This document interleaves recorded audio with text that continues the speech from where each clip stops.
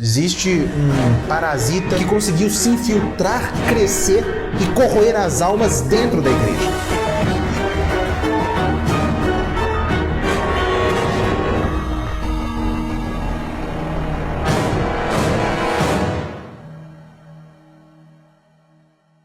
Dois amores fundaram duas cidades.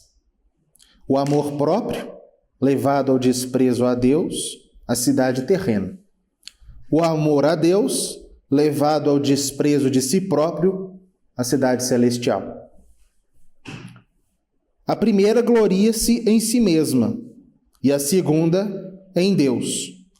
Aquela busca a glória dos homens, e esta tem por máxima a glória a Deus, testemunha de sua consciência. Com essas palavras do livro 14, capítulo 28, da Cidade de Deus, Santo Agostinho iniciava sua explanação a respeito do conflito entre duas cidades, entre dois grupos de seres humanos. A cidade de Deus e a cidade do homem. Toda a história da igreja, ela é um conflito contínuo entre as duas cidades. Entre a cidade de Deus e a cidade do homem. A igreja é a cidade de Deus. E todas as forças que se opõem à igreja são a cidade do homem. A história da igreja é isso. É a isso que eu tenho me dedicado nos últimos anos, né? Tanto a estudar quanto a ensinar a história da igreja. Criei a Escola de História da Igreja já há mais de um ano, né? Que é a primeira escola online a dedicar-se integralmente à história da igreja e não simplesmente tratando resumidamente alguns pontos essenciais, alguns pontos ditos essenciais da história da igreja, respondendo acusações, não, mas com um curso longo, aprofundado, estudando, né, a marcha da igreja ao longo da história. E na Escola de História da Igreja nós temos também cursos de aprofundamento, um dos quais será lançado ao final deste curso, né, que se chamará As Muralhas da Igreja. Falarei dele mais adiante. Eu já escrevi 2 livros, um a respeito da vida do rei São Luís da França, São Luís, o rei da coroa de espinhos, e um segundo que foi recentemente lançado, eu inclusive recomendo que todos comprem, chamado Santo Atanásio e a Crise Ariana, tratando com detalhes, de modo muito aprofundado, consultando centenas de fontes a respeito da vida do grande santo do século IV e da maior tempestade que a igreja talvez já tenha enfrentado, que foi a chamada crise ariana no século IV. E no presente curso, este curso, ele tem como objetivo mostrar a vocês que têm boa vontade de conhecer a verdade, de buscar a verdade, mostrar algumas amarras que nos foram colocadas, nas quais nós fomos presos, justamente pelo contexto em que nós nascemos, o contexto da modernidade. Existe, como o nome desse curso diz, um parasita escondido em nós, e do qual nós precisamos nos desvencilhar, abandonar, nos livrar, para conhecermos a verdade e vivermos conforme a verdade. Ninguém está imune a ele. Ninguém está imune a este parasita oculto. Eu, você, todos nós que nascemos na nossa época, no nosso século, nestes últimos séculos, fomos moldados por uma mentalidade que é essencialmente anticristã, oposta à igreja. Eu, você, todos nós. Além de um processo de conversão pelo qual nós temos que passar, abandonando o pecado, é necessário também que nós abandonemos, nós passemos por um processo de conversão intelectual para abandonarmos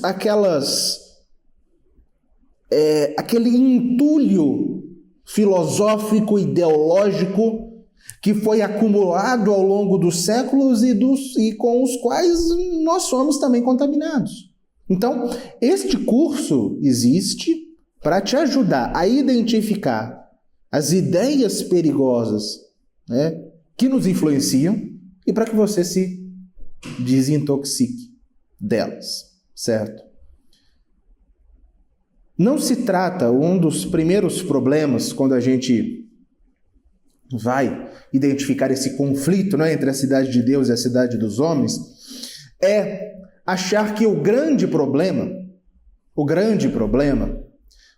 inimigo, seja o inimigo mais recente.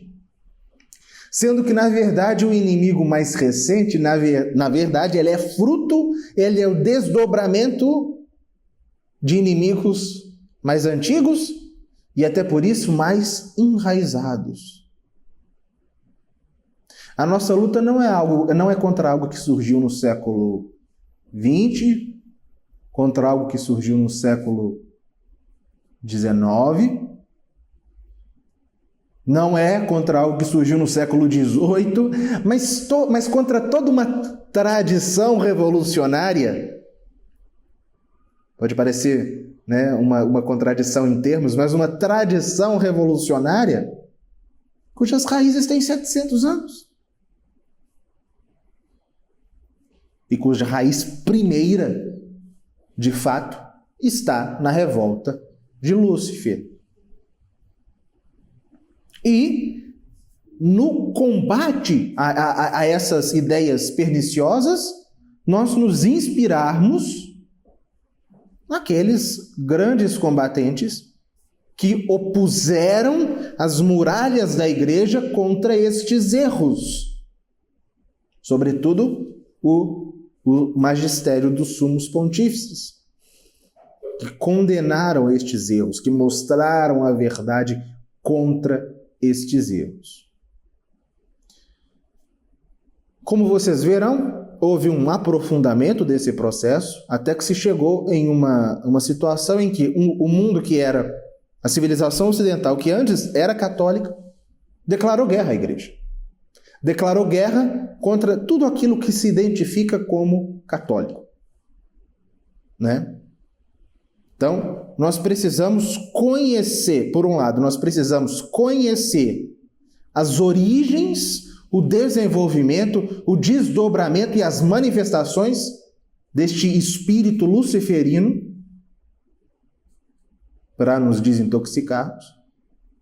E, ao mesmo tempo, olhando para os grandes combatentes da fé, buscarmos neles inspiração, orientação, sabendo sempre que nós pertencemos à mesma história que a deles, que é a própria história da igreja. Então, este curso, que terá 4 aulas, na primeira aula, que é a de hoje, eu explicarei para vocês, de modo pausado, para que vocês compreendam, o que é esse parasita oculto. Nas outras 2 aulas, eu tratarei de 2 manifestações, das 2 grandes manifestações desse parasita oculto na era contemporânea, ou seja, do final do século XVIII para cá, o liberalismo e o comunismo. E na última aula, nós iremos nos aprofundar sobre a manifestação deste parasita oculto na igreja, que é a terrível heresia do modernismo. Esta primeira aula, ela é baseada em uma aula que nós temos na Escola de História da Igreja, em um curso da Escola de História da Igreja chamado Sentido Católico da História. Então, essa aula é inspirada, né? Eu retirei alguns elementos dela, e os alunos da escola da igreja têm acesso, obviamente, a ela. Bom, a gênese de tudo, a gênese dessa oposição, está nisso que Santo Agostinho descreveu. A oposição entre a cidade de Deus e a cidade do homem. Nessa oposição entre a cidade de Deus e a cidade do homem, há, na verdade, a oposição entre duas concepções diferentes do que é o homem. Vejam, uma concepção compreende a natureza humana e sabe que o homem é submetido a Deus, enquanto a outra concepção faz do homem Deus. É o conflito das duas cidades é, na verdade, o conflito entre a religião do Deus que se fez homem, a nossa fé, e a religião do homem que se faz Deus. Um conflito que não pode ser conciliado.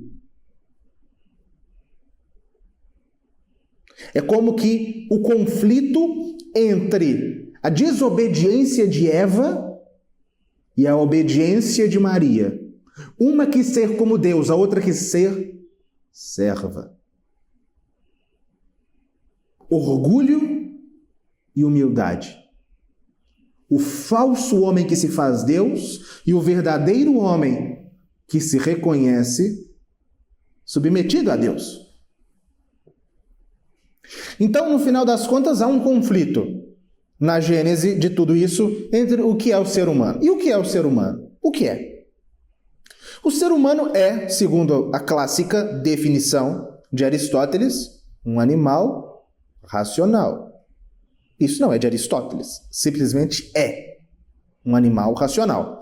Ele é um animal, nós somos animais porque nós temos aquilo que é próprio do gênero ao qual nós pertencemos, que é o gênero animal.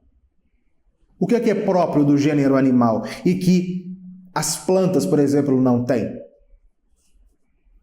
Os sentidos, a sensibilidade.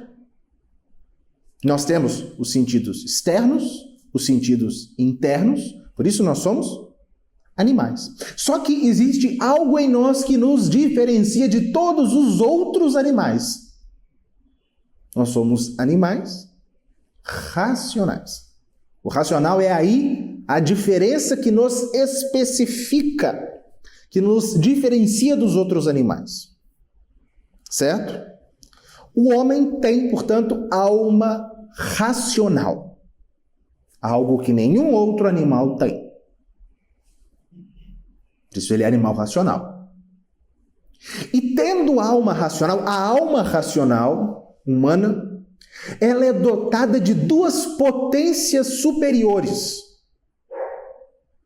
o intelecto e a vontade. O intelecto é aquela potência da nossa alma, aquela potência superior, que nos possibilita, que tem como ato próprio o conhecer. Nós podemos conhecer as coisas porque nós temos intelecto, inteligência, algo que os animais não têm. Né? É a potência que tem como ato próprio o conhecer. E conhecer o quê? O verdadeiro. O intelecto humano se realiza quando repousa no verdadeiro, na verdade.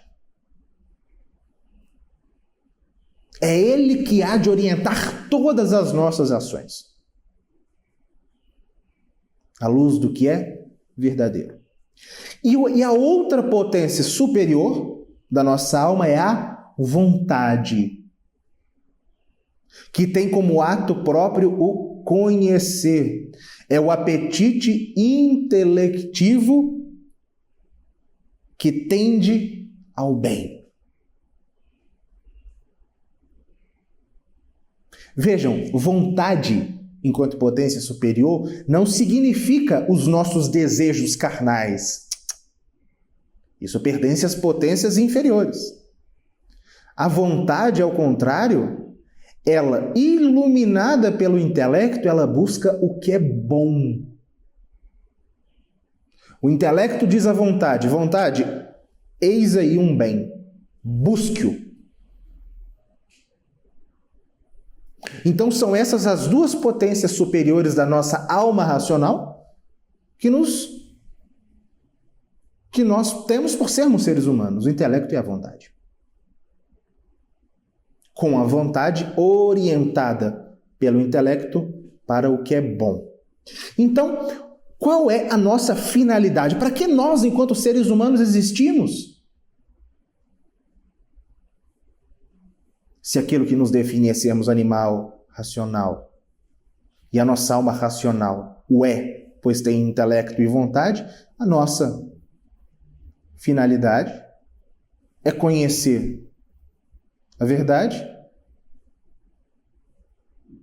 e gozar do bem, o sumo bem. E o que é a verdade e o bem? Deus. Nós fomos feitos para conhecer e amar a Deus.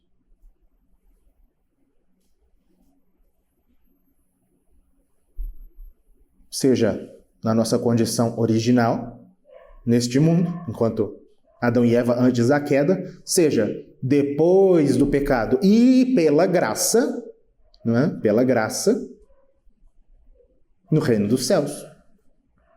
É para isso que nós existimos. Este é o sentido da vida humana. O homem só se realiza quando conhece e ama aquele que é a verdade e o bem, Deus.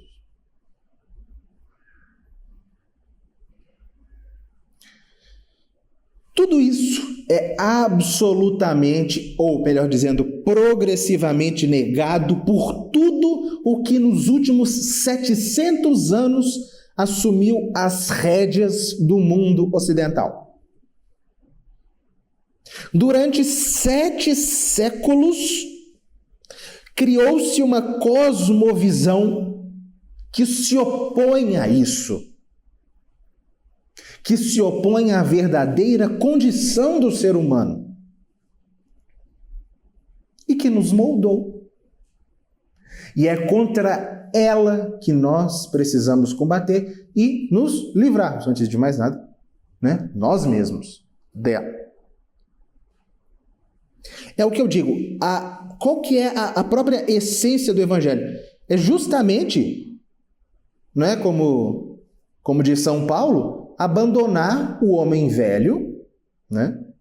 O homem velho dá lugar a um homem novo.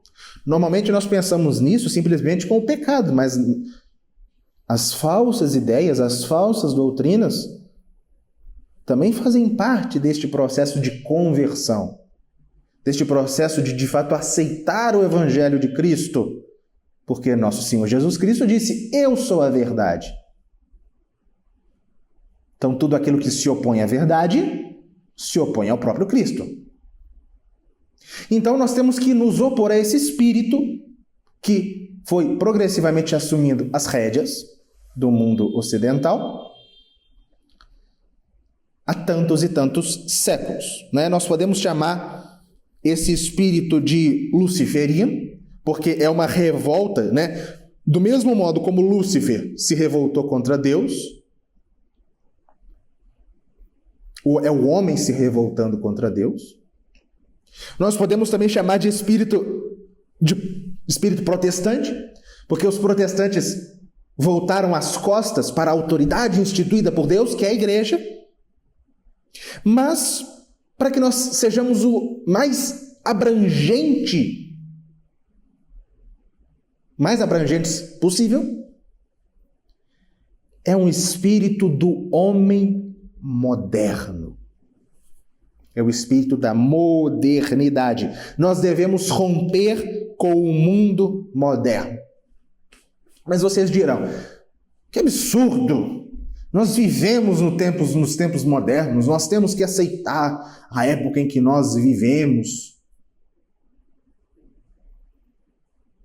Nós não podemos lutar contra aquilo que já está aí, nós temos que fazer uma conciliação. Nós vivemos na modernidade. mas nós não pertencemos à modernidade. A todo espírito mundano que se opõe à verdade, nós devemos nos opor. Essa foi a atitude desde sempre da igreja. Eu trouxe aqui para ler para vocês um trecho de um documento escrito, inclusive na Escola de História da Igreja, no nosso curso de Patrística. A gente estuda essa obra aqui, que é a Carta a Diogneto, foi escrita por um cristão a um pagão chamado Diogneto, provavelmente no século II, defendendo a fé cristã, em que ele diz assim: os cristãos, nós, era um cristão escrevendo, de fato não se distinguem dos outros homens, nem por sua terra, nem por língua ou costumes. Com efeito, não moram em cidades próprias, nem falam língua estranha, nem têm modo especial de viver. Sua doutrina não foi inventada por eles, graças ao talento e especulação de homens curiosos, nem professam, como outros, algum ensinamento humano. Pelo contrário, vivendo em cidades gregas e bárbaras, ou seja, vivendo em qualquer lugar do mundo, conforme a sorte de cada um no seu estado de vida, e adaptando seus costumes do lugar quanto à roupa, ao alimento e ao resto, testemunham um modo de vida social admirável e, sem dúvida, paradoxal, mas vivem na sua pátria, mas como forasteiros. Participam de tudo como cristãos e suportam tudo como estrangeiros.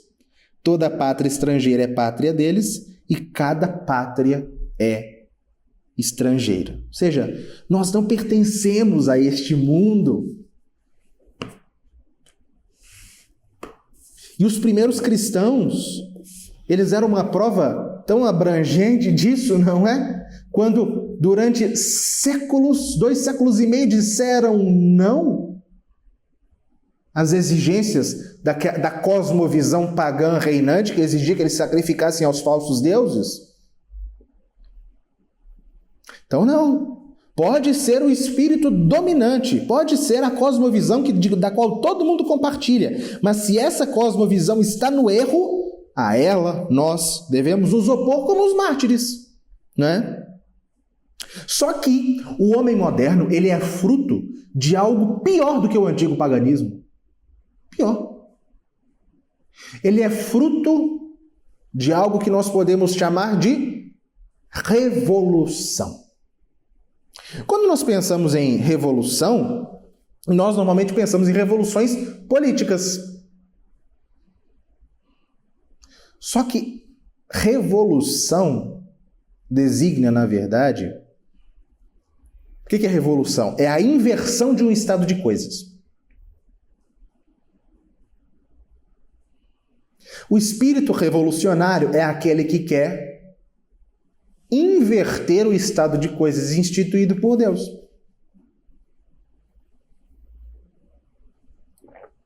Na religião, na política, na sociedade, em tudo.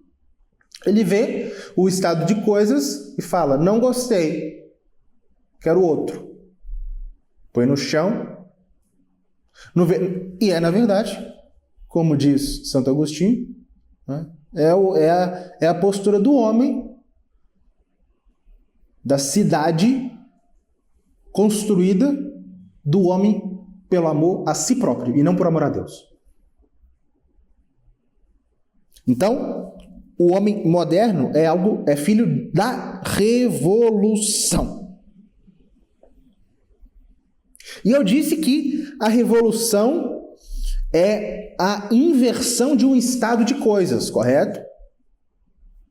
Existe dado estado de coisas, a revolução vem e quer inverter esse estado de coisas. E o homem moderno, sendo filho da revolução, ele é a inversão de outro tipo de homem. Eu vou repetir para que vocês entendam. Eu disse que o homem moderno é filho da revolução. Ah, qual revolução? Eu não estou falando aqui da revolução francesa, da revolução inglesa, da revolução russa. Não. Eu estou falando da revolução em geral, do espírito da revolução. E que vai provocar todas essas revoluções. O homem moderno, ele é filho da revolução. E eu disse que a revolução é a inversão de um estado de coisas.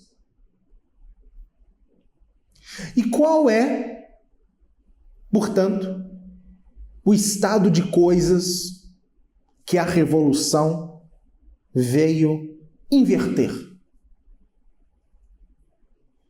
O estado de coisas que existia na cristandade medieval. E o homem moderno, que é filho da revolução, é o homem medieval invertido. Então nós temos uma oposição aqui. A cristandade, a civilização cristã, em oposição à civilização da revolução.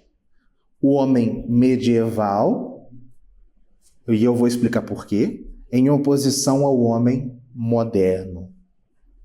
O homem moderno é a antítese do homem medieval. O mundo moderno é a antítese do mundo medieval. A cosmovisão moderna é a antítese da cosmovisão medieval. Né?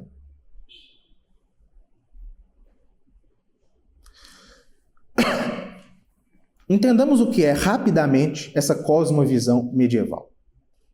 Desde o início da igreja, a igreja, no princípio da igreja, como eu mencionei agora há pouco, ela teve que, durante 250 anos, opor resistência ao mundo pagão.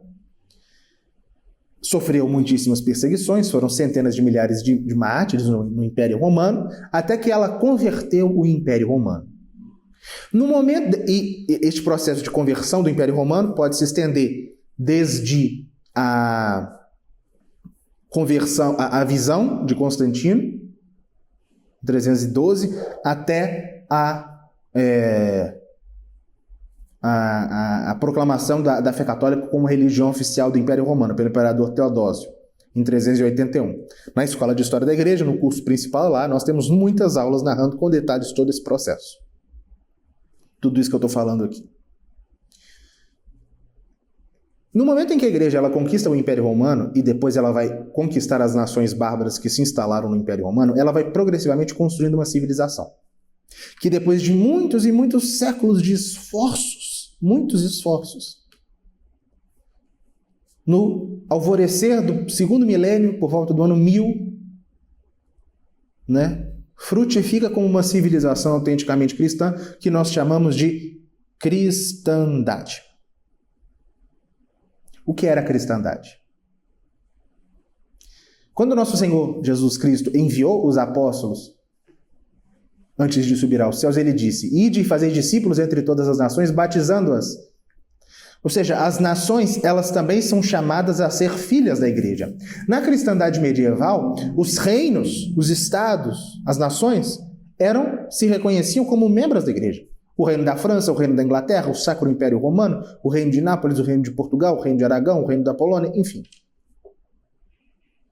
Essas nações se colocavam como filhas da igreja. E existia entre essas nações e entre os indivíduos, entre as comunidades, um sentimento de pertencimento, afinal de contas, todas pertenciam à igreja. E era uma civilização no qual tudo era orientado para o céu. O homem medieval é um homem que conhece a si mesmo, ele sabe que ele é pecador, mas ele sabe que ele precisa da graça de Deus. Quando ele constrói uma catedral, ele constrói para a glória de Deus. E ele sabe que a cidade celestial é uma cidade de ordem. Por isso, a sociedade medieval é extremamente ordenada, tanto do ponto de vista social, quanto nas suas manifestações artísticas. Então, quando nós olhamos para uma catedral, a catedral é fruto desse espírito medieval de ordem, de ordenação de tudo ao céu. Ao céu. Elementos díspares da arquitetura, da arte, que estão todos ordenados para o céu. E o homem medieval, as nações medievais, todas elas estavam ordenadas de acordo com aquilo que é o ideal da própria natureza humana e da própria organização humana. E nós dizemos, e o homem medieval, ele enxergava as coisas como um cristão enxerga. Por isso que a forma medieval de enxergar as coisas é a forma cristã, né?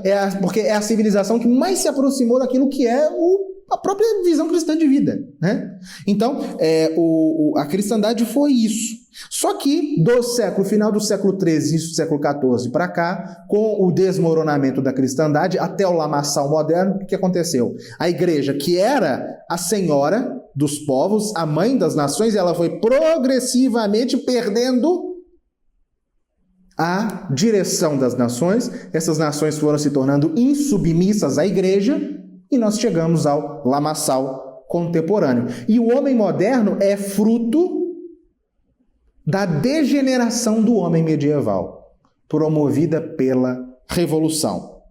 Correto? Então se tratou de um longo processo de degeneração, na qual tudo que diz respeito à humanidade ocidental foi se subtraindo à direção da igreja. Vejam, eu remontei à Idade Média. E qual que é o nosso grande perigo? É de a gente achar que o inimigo da vez é o único inimigo. Por exemplo, a gente vai falar do comunismo. Só que quantas pessoas, talvez você pense que o problema da civilização ocidental é o comunismo e que o problema da igreja hoje é a teologia da libertação, que é a manifestação comunista, que é a heresia comunista, digamos assim, na igreja. Não. Só a teologia da libertação e só há comunismo por causa de um processo muito mais antigo. E essa primeira aula aqui é para vocês entenderem isso. E é necessário que vocês entendam, porque senão não entenderão mais nada. Certo? Bom, duas coisas relevantes no final da Idade Média, que nós iremos tratar com detalhes no nosso curso, né, de História Universal da Igreja, mas que aqui eu vou fazer alguns apontamentos para vocês entenderem como que se deu essa longa caminhada da vaca para o brejo. Em primeiro lugar, as primeiras manifestações de insubmissão dos estados em relação à igreja. Isso já é uma marca do século XIV. Os reinos europeus tendem a um absolutismo, o absolutismo é uma degeneração da visão cristã de Estado, né? É uma degeneração, muito influenciada depois pelo próprio Renascimento, né? Aquele importante, o acontecimento que normalmente as pessoas apontam como um grande marco significativo disso é o atentado de Anaine, né? Quando o Papa Bonifácio VIII, por causa dos seus conflitos com o rei Filipe IV da França, foi levado preso e um dos enviados do rei o teria esbofeteado. Enfim, isso aí que aconteceu no começo do século XIV é visto como uma grande marca do começo da subtração dos estados da direção da igreja. Agora, o que mais nos importa aqui, eu comecei falando, né, que no final das contas há um conflito entre, na verdade, duas visões diferentes do que é o ser humano, não é? A visão verdadeira, e que era a visão dos medievais, e a visão moderna. A gênese da visão moderna está em duas filosofias, em duas correntes filosóficas que remontam ao final do século XIII. O voluntarismo e o nominalismo. Eu vou explicar aqui brevemente para vocês. Brevemente, porque não se trata de uma aula de filosofia, mas para que vocês compreendam basicamente o que se trata. Em primeiro lugar, o voluntarismo, que foi inaugurado especialmente na obra de um franciscano do século XIII chamado Duns Scotus. Para Duns Scotus, ao contrário do que para Santo Tomás de Aquino, a vontade ela não está submetida ao intelecto. Ele subtraiu a vontade da direção do intelecto. Vejam, o intelecto ele mostra para a vontade. Vontade, aquilo é um bem, busque-o. E assim nós buscamos o bem. Deus é bom, diz o intelecto para a vontade. Por isso nós buscamos nos unir a Deus. Duns Scotus diz, não, a vontade ela é absolutamente, ou de algum modo, ela é de algum modo autônoma em relação ao intelecto. Qual será a consequência disso séculos mais tarde? A autonomia individual absoluta. A ideia de que todo ser humano é livre para fazer as suas escolhas, independentemente de quaisquer amarras, inclusive a amarra da verdade, inclusive a amarra da moral, inclusive a amarra da lei natural. Não, a vontade, claro, Duns Scott não afirmou isso, mas só essa mudança que ele fez, né, na relação entre intelecto e vontade está na gênese dessa inversão absoluta que é própria do liberalismo, de colocar a autonomia individual como algo sacrossanto e como um valor absoluto. O homem insubmisso a qualquer tipo de limitação. A gênese disso está em um escritor do final do século XIII.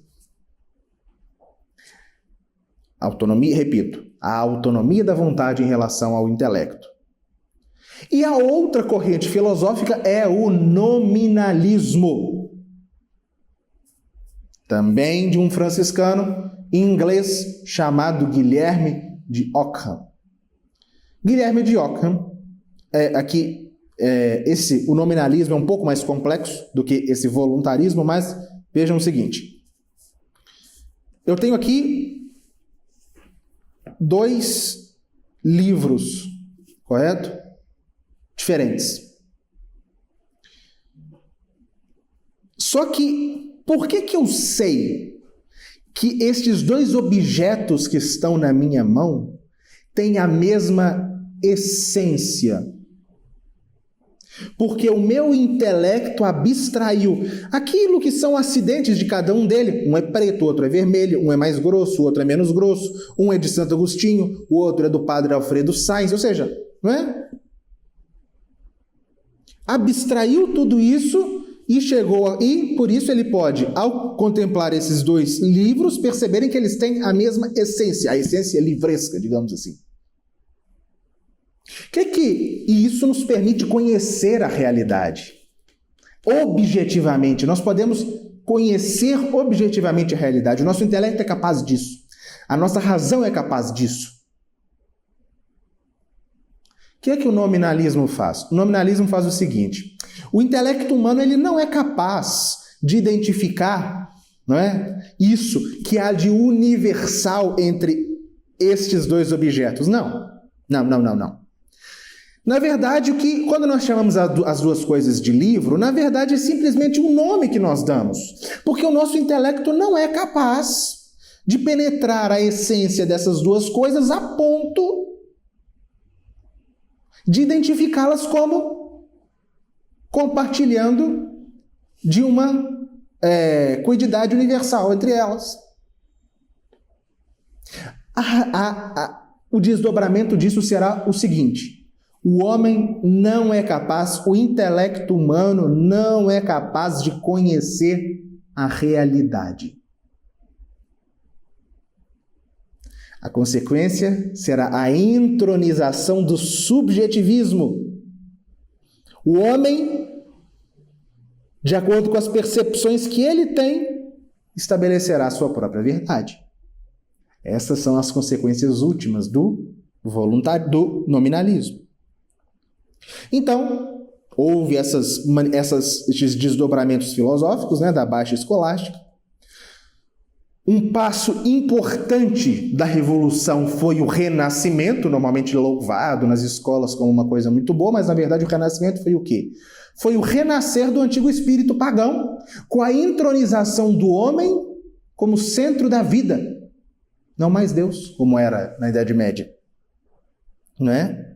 É uma tendência, né, que surgiu no final do século XV e que tem um caráter naturalista, uma verdadeira adoração, um culto do homem enquanto homem, não a valorização do homem enquanto criatura ou filho regenerado por Deus, não, mas o homem enquanto homem apenas. Isso se percebe, e uma das outras manifestações disso no Renascimento também, não é? A busca desenfreada pelos prazeres. O naturalismo gera isso, não é? A vida dos homens passa a ter como objetivo o prazer. Não mais conhecer a verdade e buscar o bem, mas satisfazer as nossas paixões mais baixas. Isso fica claro até mesmo nas obras de arte da época. Claro que como o valor artístico delas é inegável, mas aquele nudismo, aquele erotismo, é tudo isso manifestação desse hedonismo e desse naturalismo.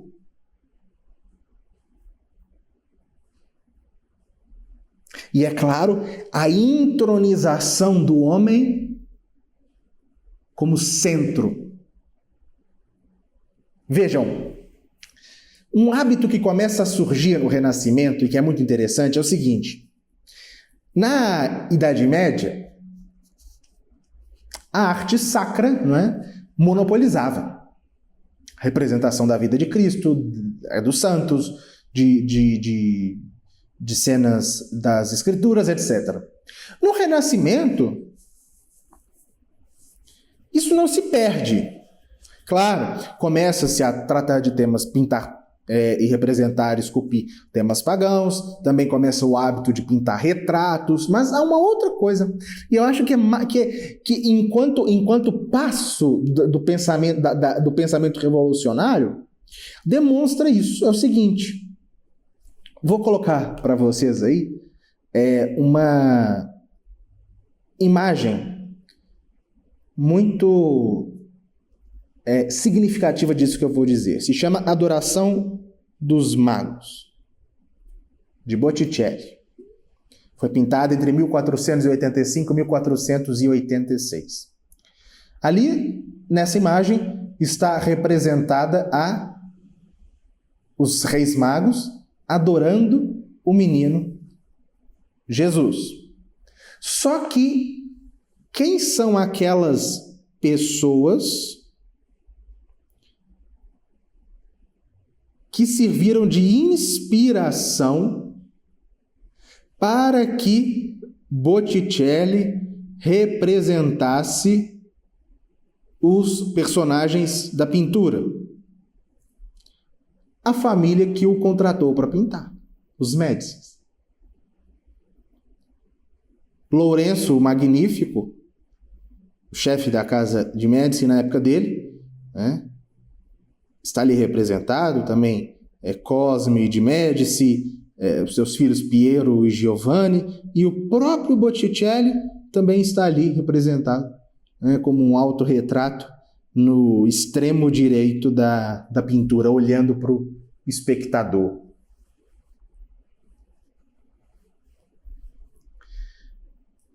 Por que isso é simbólico? Por quê? Se trata de um meio caminho entre a arte dedicada ao sagrado e a arte que abandona o sagrado e se volta apenas para o homem. O meio do caminho é o quê? Inserir o homem no sagrado. Homens vivos que queriam se ver no quadro, como se fossem os reis magos, como se fossem personagens de cenas bíblicas, mulheres que serviam de inspiração para pintar santas, para pintar a Virgem Maria. Qual que será? Então, qual que será o próximo passo disso? Né? Em primeiro lugar, na Idade Média, tínhamos a arte dedicada às cenas religiosas. No humanismo, no Renascimento, nós colocamos o ser humano ali. Qual que será o próximo passo? Ser só o ser humano. Isso é próprio, né, do espírito do homem renascentista. Colocar o homem ali como centro, esse naturalismo. Ao mesmo tempo, o protestantismo. Mas vocês podem perguntar, como que o protestantismo entronizou o homem? Ora, se Lutero tinha uma visão tão negativa do ser humano, se Lutero pensava que o ser humano não valia nada, vejam, na medida em que Lutero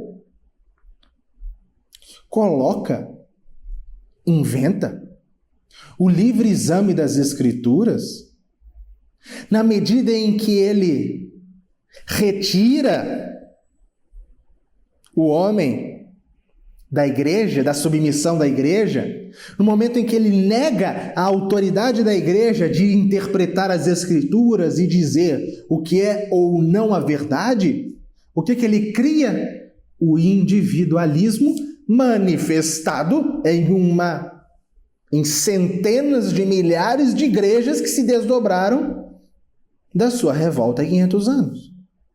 Ou seja, a Revolução Protestante é um passo considerável, em primeiro lugar, é claro, para que as pessoas saiam da igreja e para o individualismo. O homem, no final das contas, é isso. Livre exame das Escrituras, o Espírito Santo ilumina cada um. Nada disso. Nada disso. Na verdade, é cada um interpretando a sua maneira e alcançando a sua própria verdade. Lutero era nominalista. Lutero era discípulo de Guilherme de Ockham.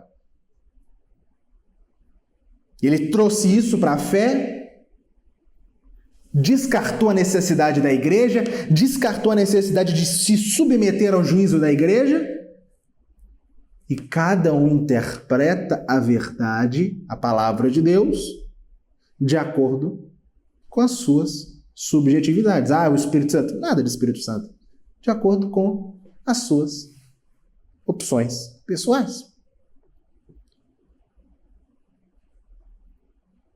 Ao mesmo tempo, se desenvolvia a filosofia moderna. A filosofia moderna, que é um desdobramento de Duns Scott e de Guilherme de Ockham. Quem é considerado o grande pai da filosofia moderna? René Descartes. Qual é a mudança que acontece da filosofia clássica, desde os antigos até os medievais, para a filosofia moderna? É o seguinte: antes, a filosofia tinha como objeto a coisa, conhecer o ente. Isso se trata ontologia, conhecer o ser das coisas. A filosofia moderna diz, não é possível conhecer o ser das coisas. O centro de todo o pensamento filosófico é a nossa própria consciência. Ou seja, o centro da reflexão do ser humano, do conhecimento do ser humano, não deixa de ser a coisa para se tornar a sua própria mente. Sincroniza o subjetivismo como método filosófico por excelência até se chegar no terrível Kant, que vai dizer que nós não podemos conhecer nada. Nós não podemos conhecer o que ele chama de a coisa em si. Nós podemos conhecer apenas aquilo que se manifesta a nós. A forma como dada realidade, como dado objeto se manifesta a nós. A coisa em si, esse livro eu não conheço. Eu conheço o modo como isso se manifesta a mim. Ou seja, se cai no mais absoluto subjetivismo, né? Na mais absoluta abstração das coisas, né? E a realidade se torna inacessível. Essa é a origem do idealismo. O que existe, na verdade, não são as coisas, são as ideias que são germinadas na mente do homem. Toda a filosofia moderna é embasada nisso. E o iluminismo, que no final do século XVII e ao longo de todo o século XVIII, vem nessa longa tradição, vem demolir tudo, vem demolir todas as tradições, vem substituir tudo que existe, tudo que a humanidade ocidental considerava sagrado, a própria religião, a família, as relações sociais, tudo. Vem substituir por quimeras inventadas por ideólogos. Né? E o iluminismo tem 3 marcas. Em primeiro lugar, o contratualismo. O que é o contratualismo? A sociedade humana se organiza como? Os seres humanos se reuniram em determinado momento e decidiram viver em sociedade. e estipularam uma espécie de contrato que todos devem respeitar para que a sociedade funcione, ignorando o quê? Que, na verdade, o ser humano ele é um animal social, um animal político. A sociabilidade humana não é fruto de um contrato, é fruto da sua natureza. Segunda coisa, e decorrente dessa, uma falsa visão a respeito da natureza humana. Se vocês forem ler todos os autores iluministas, todos eles têm uma visão diferente do que é o ser humano. Rousseau vem e diz, o homem é bom por natureza, a sociedade o corrompe. Cada um tem uma visão diferente do que é o ser humano, não baseado no ser humano real, mas baseado numa abstração da sua cabeça.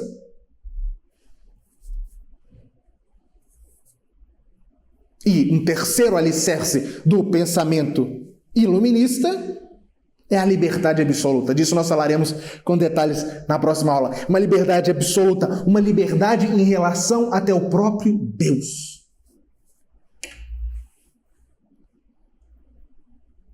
E aqui nós chegamos ao que é o homem moderno.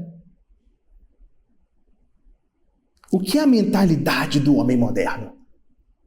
É uma mentalidade que deforma a natureza humana e tira o homem, né, por deformar a natureza humana, tira o homem da submissão a Deus e a igreja, colocando o homem em oposição a Deus e a igreja. Mas vocês dirão, eu não penso assim. Não, eu acho sim que o ser humano ele tem que ser obediente a Deus. Será mesmo que você pensa assim? A forma como eu expus aqui, até aqui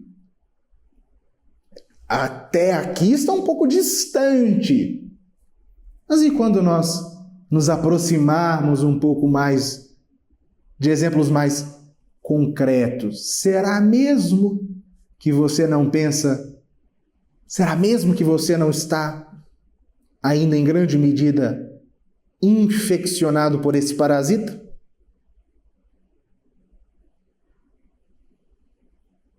Então, o homem moderno, ele é a antítese do homem medieval. O homem medieval, ele reconhecia a sua natureza e sabia que só se realizava em Deus. O homem moderno diz, não, eu escolho a finalidade da minha vida, eu escolho o que é melhor para mim, eu escolho o que me satisfaz, eu escolho o caminho da minha felicidade de acordo com o que eu quero. O homem não faz mais as suas escolhas de acordo com a sua natureza, mas de acordo com a sua autonomia. A natureza humana é jogada no lixo, e o que é entronizado no lugar dela, uma autonomia absoluta da vontade humana. Eu sou o que eu quero, e não existe nenhum tipo de amarra, nem na natureza, nem no céu, nem no inferno, que há de dizer para mim como eu devo viver. E qual e se nós podemos resumir o que é o homem moderno, nós podemos dizer, é o homem que diz não a Deus e à igreja, né?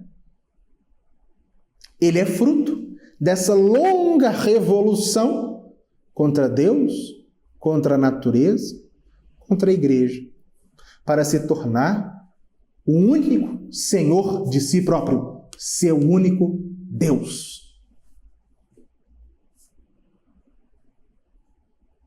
Algumas características do homem moderno. Em primeiro lugar, o relativismo em relação à sua existência. Como assim?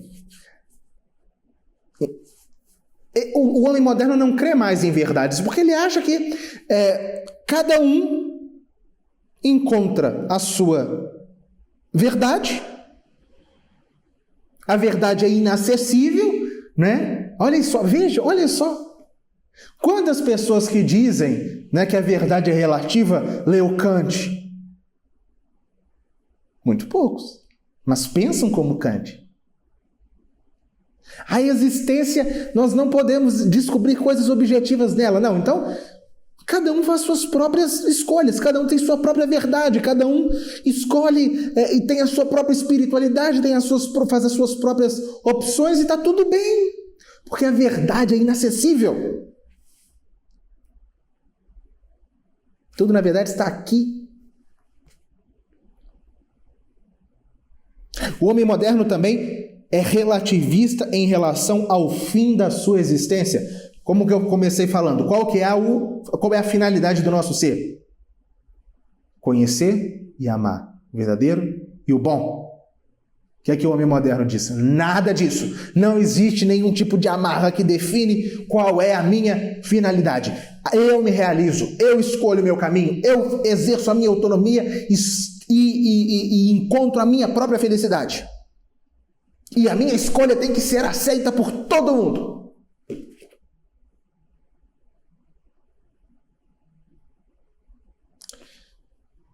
O homem moderno perdeu o sentido da própria existência. Claro, porque se o intelecto foi posto abaixo, a vontade está desgovernada, a vontade controla. A vontade fica nas mãos de quem? Dos vícios, das concupiscências. O homem não busca mais o bem, o verdadeiro, mas aquilo que de mais baixo existe. A realização da vida humana passa a ser os prazeres físicos.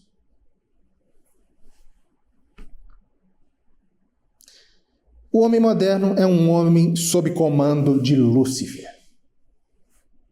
porque ele é um filho da revolução. E isso traz algumas consequências sociais. Primeira coisa, o laicismo. Ora, os estados, eles têm que ser laicos desse ponto de vista. Por quê? Porque se cada um escolhe a sua própria verdade, e a verdade objetiva não existe, o Estado deve estar isento de qualquer tipo de influência religiosa, porque cada um escolhe sua religião e acabou. O Estado não deve estar a serviço da igreja, como a igreja sempre exigiu, mas da vontade geral. Uma segunda consequência, o secularismo. O secularismo é mais profundo ainda do que o laicismo. O secularismo, que se manifesta tanto interiormente quanto exteriormente. O homem moderno, ele vê as coisas, tudo. Mesmo aquele que se proclama o mais católico possível. Se ele está imbuído do espírito moderno, o que ele faz? Todas as coisas da sua vida, ele fragmenta. E Deus é apenas um pedaço, é uma gaveta, como se fosse um grande armário com muitas gavetas, né? Tem a política, a economia, suas relações sociais, suas relações em família, tal. E tem a religião. A religião não se mete nos assuntos públicos e aquilo que não é próprio da religião para o homem moderno, ele não lê à luz da religião. O homem moderno, ele é secularista porque ele não lê as coisas à luz da eternidade, mas à luz do temporal, do passageiro. E ele tem também repulsa pelo passado. Ele não gosta do passado. Ele acha que tudo que aconteceu antes, tudo como foi feito antes é ruim. Mas agora as coisas vão ser melhores. O futuro será melhor. Por quê? Porque ele é um homem dominado por ideologias. Muitas vezes a gente usa essa expressão para designar conjunto de ideias, mas não, ideologia não é isso. Ideologia é uma espécie de religião civil. Ora, o homem deixou de colocar a sua esperança em Deus. Ele vai colocar a sua esperança em outra coisa. Ele deixou de esperar pelo céu. Ele deixou de aspirar pelo céu. Ele vai aspirar então pelo céu aqui na terra. Como? Através de uma série da ação de determinada doutrina que, se colocada na prática, vai transformar o mundo em um lugar melhor. Vamos lutar para um mundo melhor. É a ideologia. Alicerçado naqueles 3 lemas, né? Liberdade, igualdade, fraternidade. Os 3 gritos da revolução. A igreja valoriza a liberdade? Sim, mas não a liberdade, não essa liberdade deles. A igreja valoriza a igualdade? Sim, mas não essa igualdade deles. A igreja valoriza a fraternidade? Sim, mas não a fraternidade da revolução. O homem moderno, ele é movido por ideologias. E uma ideologia tem 3 características básicas. Ela tem uma visão absolutamente equivocada do que é ser humano. Cada ideólogo tem uma visão abstrata do que é o ser humano. Por exemplo, Marx tem o seu ser humano, né? Para ele, a natureza humana é o quê? O homem é um ser econômico. Por isso, ele alicerça sua ideologia com base nisso, no materialismo. Para Rousseau, o ser humano é bom e a sociedade o corrompe. Ele alicerça sua ideologia na concepção de que no estado de natureza, seja lá qual for, o ser humano é bonzinho. Isenta o ser humano do pecado original. Então, toda ideologia ela está alicerçada numa visão errada do que é ser humano. Uma segunda característica da ideologia. Ela olha para o mundo em torno dela e fala, está tudo errado, está tudo errado. Tudo que fizeram até agora estava ruim.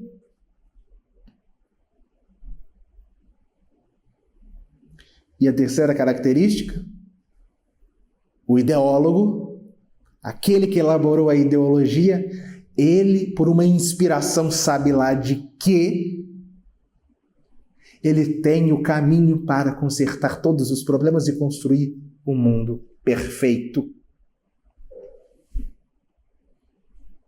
O homem moderno,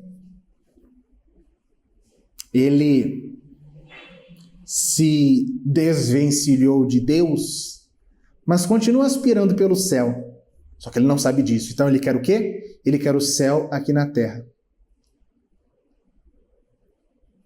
Ele coloca as suas esperanças aqui neste mundo. No final das contas, a ideologia, quando ela tem essa visão equivocada a respeito do que é o homem, quando ela acha que tudo o que está em volta dela está ruim e tem que ser derrubado, e quando ela pensa que determinado indivíduo ou grupo de indivíduos, ou até ela própria, tem o remédio para curar todas as mazelas, está simplesmente negando a realidade das coisas. Porque nada disso condiz com a realidade. E foi esse pensamento ideológico, que nos tira da realidade, que nos tira, né, que quer... A ideologia como que quer nos arrancar da nossa própria natureza humana, que deve ser submetida a Deus, é o que impulsionou, no final das contas, a Revolução Protestante. Lutero era um ideólogo. A Revolução Liberal, né, cujo grande símbolo é a francesa, e a Revolução Comunista, cujo grande símbolo é a Revolução Russa. Né? E um grande erro que nós acabamos cometendo quando nós vamos lidar com essas questões é justamente aquilo que eu disse. A gente pensa que a última manifestação da Revolução, talvez a manifestação mais feia da Revolução, seja o problema, o único problema. Sendo que, na verdade, essa manifestação terrível, mais feia, mais horrenda, só foi possível por causa de uma cadeia anterior.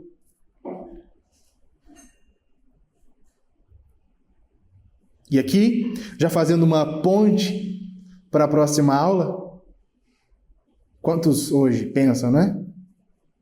Que o ser liberal é o ser de direita.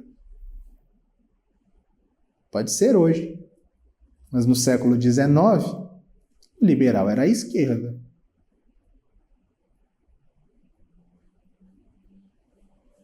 Como diz o filósofo norte-americano Alasdair MacIntyre, o conservador de hoje é o revolucionário de ontem. Afinal das contas, né, os conservadores de hoje eram os revolucionários de ontem. Porque a gente pensa que simplesmente porque hoje tem alguém que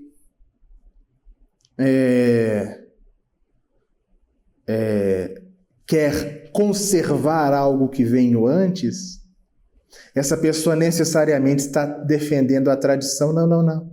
Ela, na verdade, está simplesmente tentando impedir que a revolução dê mais um passo. Na verdade, ela está o quê? Guardando as conquistas da revolução de ontem.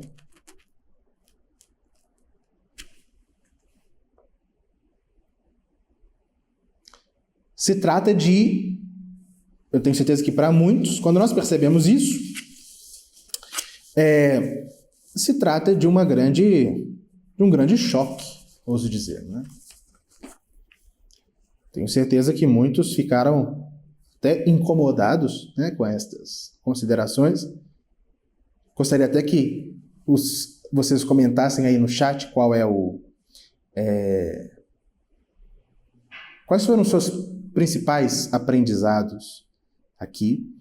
E eu queria reforçar, né, que o objetivo principal deste curso, o propósito principal é mostrar para vocês que muitas das ideias que talvez você tenha, na verdade, e que você pensa que são suas, na verdade elas foram inoculadas a você por gente que se opõe às vezes àquilo que você mais ama, que é a fé, que é a família. Talvez você assimilou ideias que são contrárias a isso e nem saiba. Isso que eu estou passando aqui não é um grande conhecimento, não. Isso está acessível para todos. Só é necessário a gente olhar com menos paixão para a realidade e ver que foi assim. Então, o objetivo aqui é justamente mostrar qual a origem, né? Eu mostrei qual é a origem dos erros da modernidade, mostrei o desdobramento, e nós veremos nas próximas aulas 3 correntes que são manifestações ainda vivas, né? Deste espírito da modernidade que, de algum modo, representam, mais do que quaisquer outras, a modernidade, mostrando quem foram aqueles homens que as combateram. Muitas vezes sem grande sucesso neste mundo, mas obtendo sucesso no céu. Na próxima aula, eu vou apresentar a vocês, em toda a sua crueza, o que é o liberalismo, que é a ideologia própria do iluminismo, e que assumiu a direção do Ocidente a partir do século XIX e que moldou totalmente a nossa forma de pensar, de ver as coisas, de ver a religião, de ver a sociedade, de ver a nossa própria vida. E que foi condenado pela Igreja. E com razão, não à toa. E essa aula será amanhã, na terça-feira. Espero vocês. E não deixem também de entrar nos grupos de WhatsApp, porque será enviado um material extra de complementação para que vocês possam aprofundar seu aprendizado. Fiquem com Deus.